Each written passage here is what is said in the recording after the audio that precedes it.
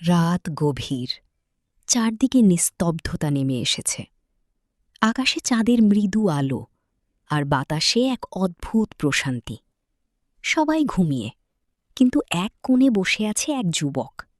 চোখে অশ্রু, হাতে তসবি, ঠোঁটে কাঁপা কাঁপা দোয়া। তার নাম ছিল রায়হান। বাইরে থেকে তাকে দেখলে কেউ বুঝতেই পারত না তার ভেতরে কত ঝড় বইছে।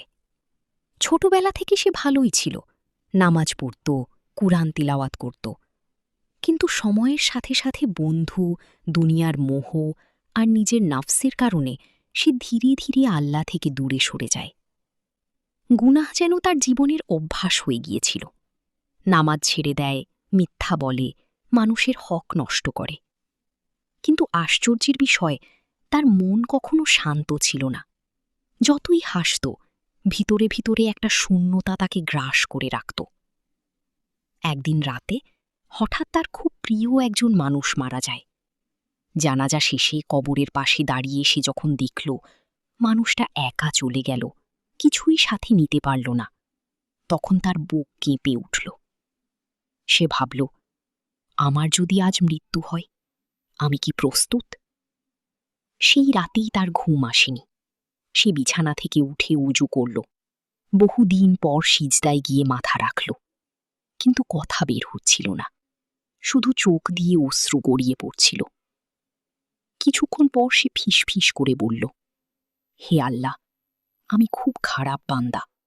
আমি আপনার অবাধ্য হয়েছি, আপনার দেওয়া নিয়ামতের কদর করিনি। তবুও আমি আপনার কাছেই ফিরে এসেছি। আপনি ছাড়া আমার আর কেউ নেই।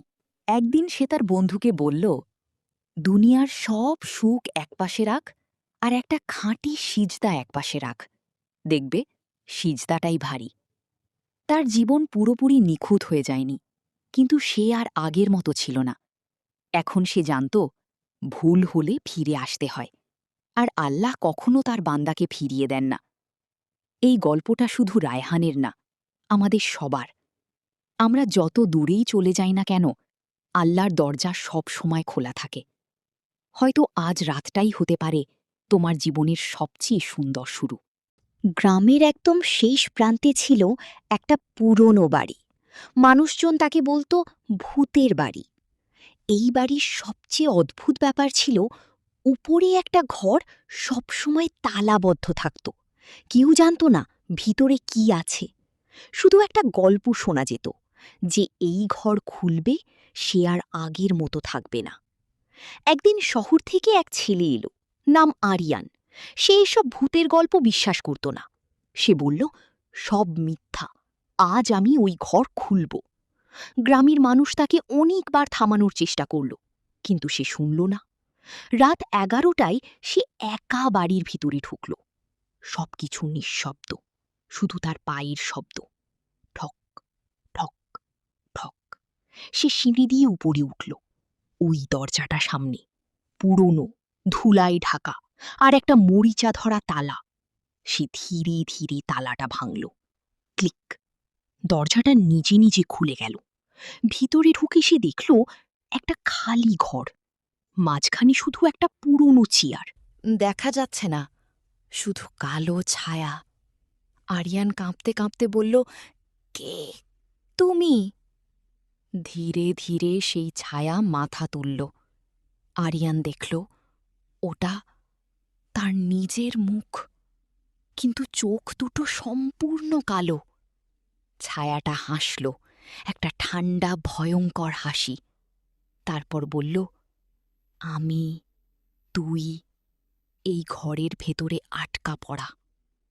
হঠাৎ পুরো ঘর অন্ধকার হয়ে গেল। পরদিন সকালে গ্রামের মানুষ দরজাটা খোলা দেখতে পেল।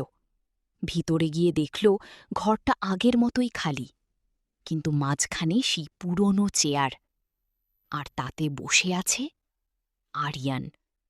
চোখ দুটো কালো, মুখে অদ্ভুত হাসি। এরপর থেকে মানুষ বলে, ওই ঘরে এখন দুজন থাকে, একটা পুরনো আর একটা নতুন।